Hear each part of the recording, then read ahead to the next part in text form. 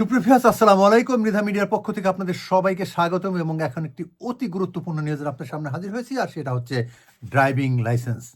সুপ্রিয় ভিউয়ার্স, এই driving licence এখন থেকে আর এইভাবে কাটে থাকছে না, সেটা ডিজিটাল হয়ে যাচ্ছে। অর্থাৎ আপনার অ্যাপের মাধ্যমে সেটা ডিজিটাল হবে এবং সেই কার্যক্রম 2020 সাল থেকে শুরু করলেও এই বছর অর্থাৎ 2025 সালে সেটা কার্যকর হতে যাচ্ছে। এবং আপনারা জানেন যে এখন থেকে আর ড্রাইভিং লাইসেন্সের জন্য আপনাকে কার্ড থাকছে না, সেটা হয়ে যাচ্ছে ডিজিটালে এবং অ্যাপের মাধ্যমে হবে। সেটা হবে gov.uk। এই gov.uk যে আপনি ওয়ালেট নামে একটি ফাইল করবেন, সেই ওয়ালেট ফাইলে আপনার ড্রাইভিং লাইসেন্স সমস্ত তথ্য থাকবে। তবে সরকারের পক্ষ থেকে বলা হচ্ছে যে সেই তথ্যগুলো সুনিশ্চিত থাকবে, অর্থাৎ আপনার ড্রাইভিং লাইসেন্স অন্য কেউ ব্যবহার করতে পারবে না।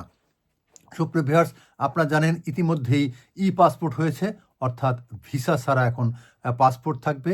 সেই ভিসা থাকবে শুধু অনলাইনে, আপনি দেখতে পারবেন যে আপনার ভিসা কবে শেষ হচ্ছে, কবে আপনার আবার রিনিউ করতে হবে।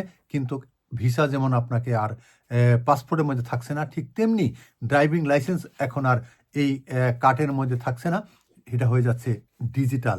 সুপ্রিয় ভিউয়ার্স, সেই ডিজিটালের পদ্ধতিগুলো ধীরে ধীরে আসবে এবং এবছর থেকে এই কার্যক্রম শুরু হবে। আপনারা জানেন যে 2023 সালের ডেটা অনুযায়ী 50 মিলিয়নের মানুষ বেশি এই ড্রাইভিং লাইসেন্সে ব্যবহার করছেন এবং তাদেরকে ধীরে ধীরে এখন সবগুলো ড্রাইভিং লাইসেন্স এখন পাসপোর্টের মতো, অর্থাৎ ডিজিটাল ড্রাইভিং লাইসেন্স হয়ে যাচ্ছে। সেক্ষেত্রে যারা নতুন করে পাস করবেন তাদেরও অনেক সুযোগ সুবিধা রয়েছে, কারণ তাদেরকে আর অতিরিক্ত অর্থ ব্যয় করতে হবে না। তারা পাস করার পরেই তাদেরকে ডিজিটালভাবে তারা সেই লাইসেন্সগুলি হাতে পাবেন না, তারা ডিজিটালে দেখতে পারবেন। সুপ্রিয় ভিউয়ার্স, এই ডিজিটাল পদ্ধতি এখন সারা ইংল্যান্ড জুড়ে, সারা ব্রিটেন জুড়ে তারা ধীরে ধীরে সেই কার্ডগুলো থেকে, অর্থাৎ ছবিযুক্ত বা কার্ড লেস করতে যাচ্ছে।